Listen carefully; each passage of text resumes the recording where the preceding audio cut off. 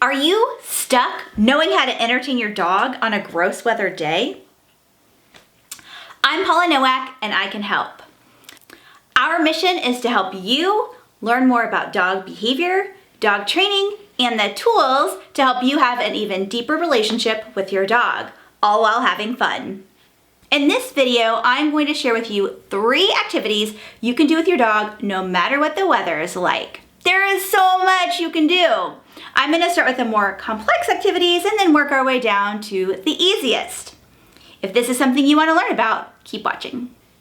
The first activity you can do is teach your dog some new tricks. Tricks are super fun. They can be practical or they can be stupid pet tricks.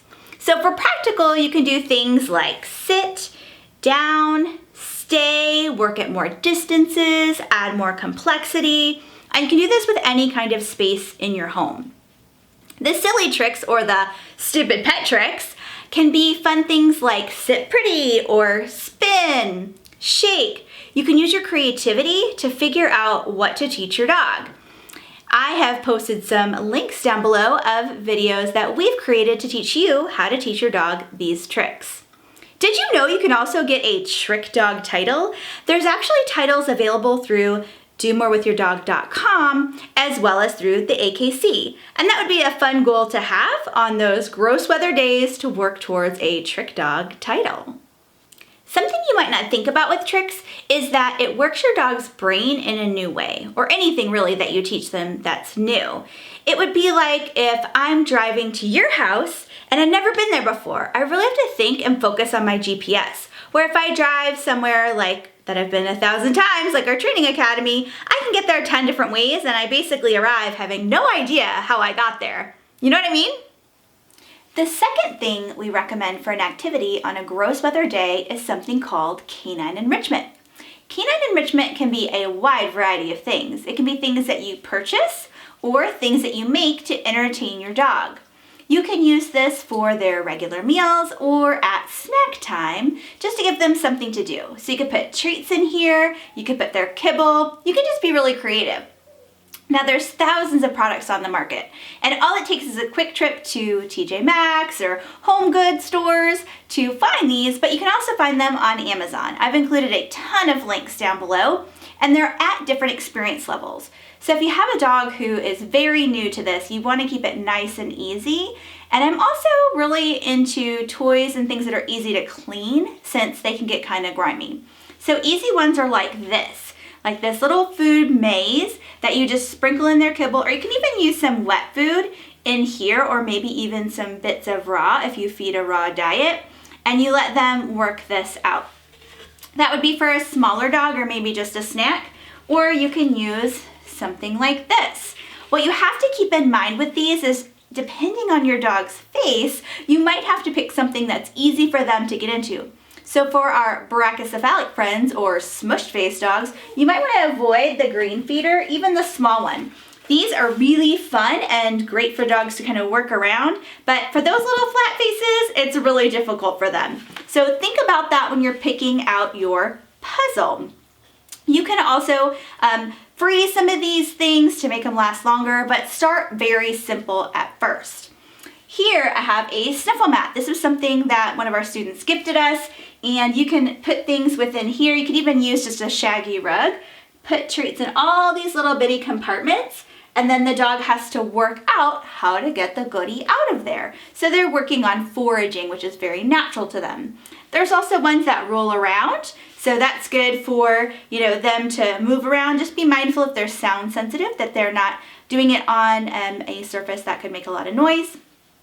We also have these really nice lick mats. I'm new to these and our dogs love them. So you can smear things like cream cheese, peanut butter, liverwurst, wet dog food, and at first, don't freeze it, just let them have it, but you could freeze it to make it more challenging. They make a variety of these and I'll post that in the description down below. All right, so in addition to all these things that you can purchase, there's also ideas on a fabulous Facebook page called Canine Enrichment. And there are people from all over the globe that are putting out ideas that are things you can make. You can use toilet paper tubes in a box. You could use, things you just make around the house that are really easy for your dog, even like, water bottles and things that you can put on strings and have them kind of push them to get the kibble out. There are so many ideas. I've posted that group down below. You will be blown away with all the ideas that you could do. Now let's say you have more than one dog. I would definitely recommend having these items in different locations for the dogs, unless you're sure they won't care. These can be kind of exciting for dogs, and so it can create some friction. What I would also recommend is after you have a few of these, and you definitely want more than 2, you can up the challenge by hiding these throughout a portion of your home. So let's say you have 2 dogs, maybe one gets the living room and then there's 3 of these spread out in there that they have to find, and then they have to work to get the food out. And then the other dog is maybe in an upstairs bedroom. You just want to be safe when you're using these things, but you can step up the challenge as needed. It's not really important that it makes it hard every single time. It's more about giving them the opportunity to use their amazing brains. Enrichment isn't just for your young dog. Even your senior dog enjoys enrichment.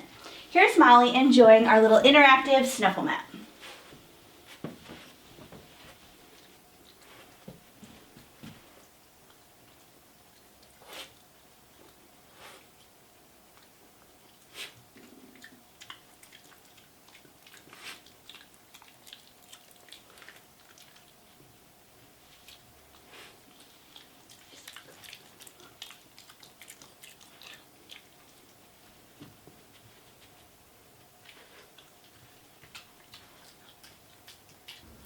The final activity, and honestly the simplest, is giving your dog something to put their mouth on that's appropriate, like a chew or a Kong.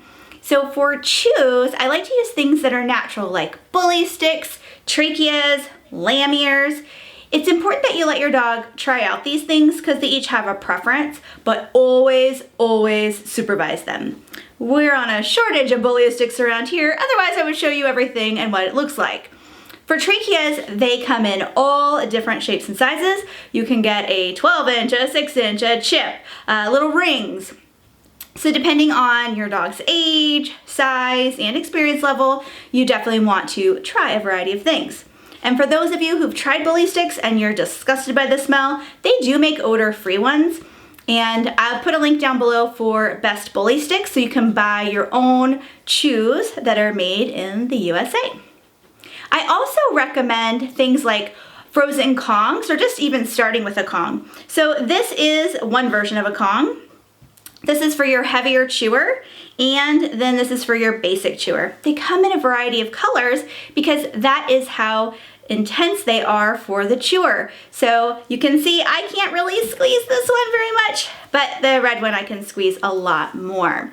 You can put their wet food in here. You could put hydrated kibble in here. I would definitely start with something easy that's not frozen, and then you can get super fancy and freeze it. You only need about 2 hours of freeze time before you give it to your dog. It's very helpful for puppies who are teething, as well as to keep your dogs cool on a hot day. Now with these, they can be very high value, especially if you don't get them very often.